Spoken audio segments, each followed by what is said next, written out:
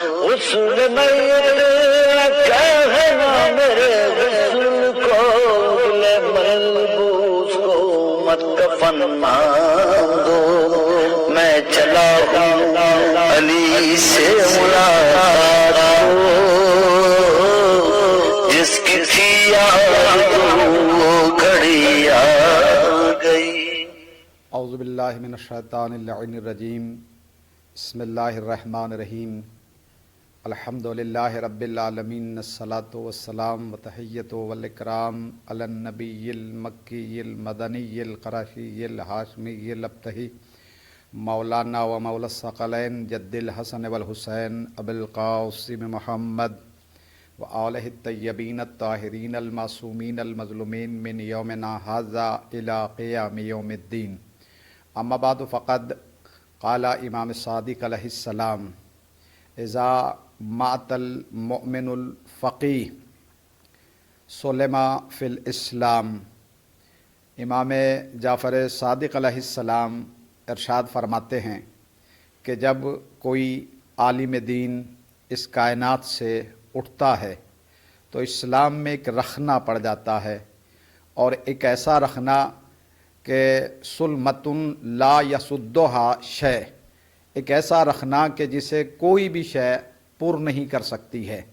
کوئی شے اسے بھر نہیں سکتی ہے۔ ایک اسلام میں ایک ایسی درار پڑ جاتی ہے، ایک ایسا خلا واقع ہو جاتا ہے کہ جسے کائنات کی کوئی شے نہیں پر کر سکتی ہے۔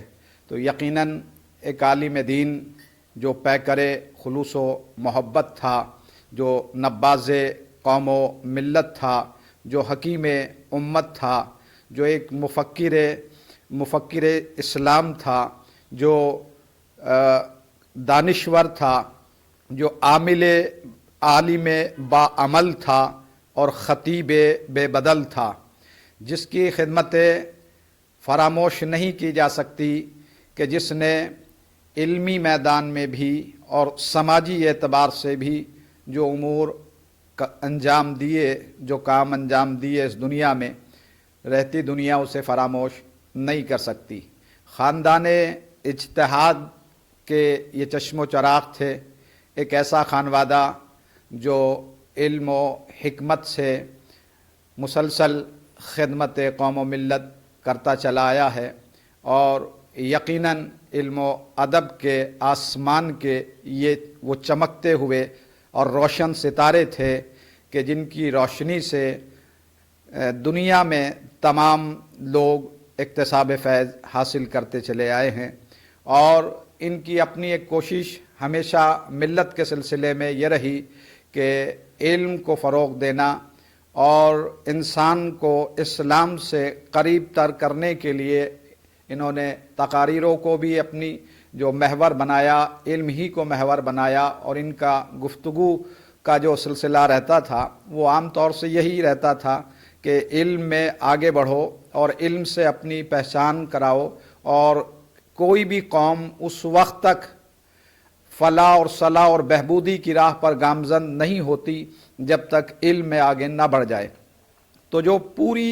زندگی اپنی کوشش کرتے رہے علم کے سلسلے میں، اور انہوں نے بہت سے اسکول بھی کھولے، کالج بھی کھولے، اور انہی کی کاوش کا نتیجہ